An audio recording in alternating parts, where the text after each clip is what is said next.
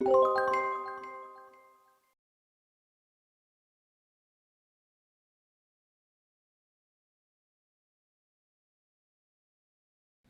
name is Anna Von Mertens, and I am an artist whose work is in the permanent collection of the Smithsonian American Art Museum's Renwick Gallery. I'm drawn to Marie Watt's work for the same reason I'm drawn to textiles in my own work. The materials are immediate, accessible, and have so many associations linked with them. In her piece, Edson's Flag, also in the permanent collection, the symbolism of the flag is obviously very loaded, a symbol of country, but also of loss.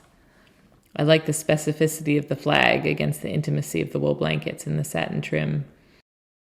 Looking more at Marie Watt's body of work, I'm drawn to her repeated use of the folded blanket.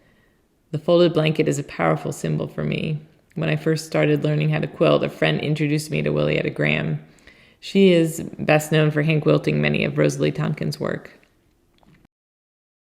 Ms. Graham pieces her quilts in the same style as Rosalie Tompkins, with a structure perhaps based on a traditional quilt pattern, but formed freely in her lap, reacting to what is in front of her and reacting to the shapes needed to complete the square.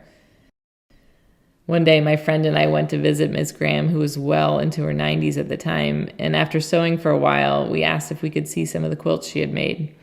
She took us to her bedroom, which was pretty much filled by a queen-size bed. She opened a closet door in the corner, and there was a stack of folded quilts from floor to ceiling.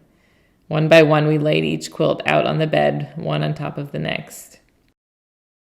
I return to that memory when I think of the folded blanket and see it used in Marie Watt's work, how each blanket contains a story, our touch, our bodies, the passage of time, a life lived.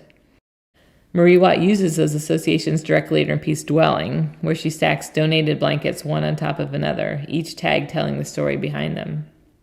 While my own works are displayed on the wall, I was thinking I had never used the folded blanket directly in my work, but that's not exactly true. Early on, a group of friends put a show together, and I decided to simply fold several of my quilts in a corner and titled the piece Trousseau.